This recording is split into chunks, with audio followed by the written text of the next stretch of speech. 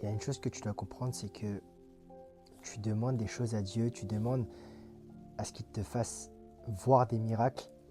Mais le truc, c'est que lorsque tu pries, lorsque tu demandes quelque chose à Dieu, même toi, tu n'y crois pas.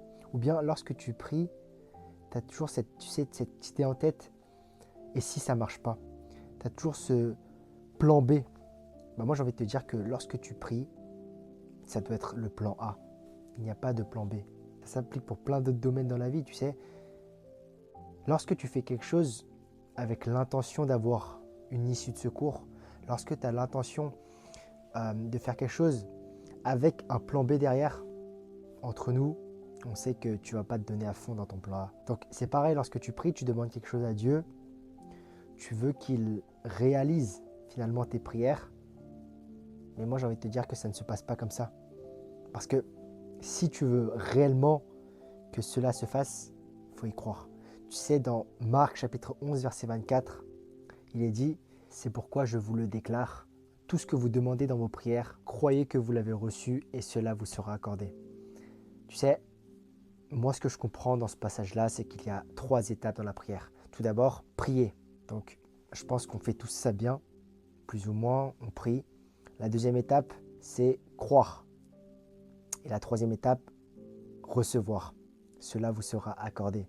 Donc, c'est la méthode que moi j'appelle PCR. Le problème, c'est que nous, ce qu'on fait, au lieu de faire PCR, on fait PRC. C'est-à-dire qu'on prie, on veut d'abord recevoir et ensuite croire. Mais dans ce passage, il est clairement dit, prier, croire, recevoir.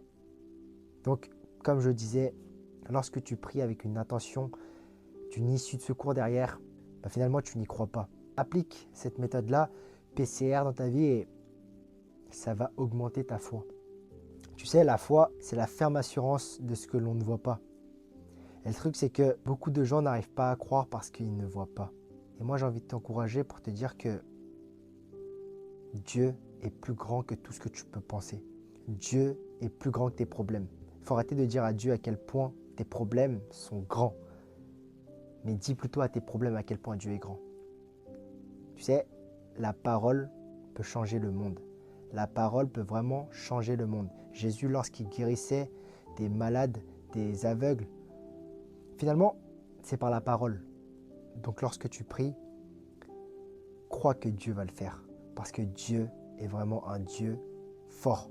C'est un Dieu grand et c'est le Dieu de l'impossible. Donc si actuellement, tu es déçu par Dieu, tu es déçu dans tes prières, tu n'as pas forcément ce que tu veux, crois-moi, c'est peut-être de ta faute. Mais essaye d'appliquer la méthode PCR, prie, crois et reçois. Crois-le, il n'y a pas de plan B. Ok? Il n'y a pas de plan B.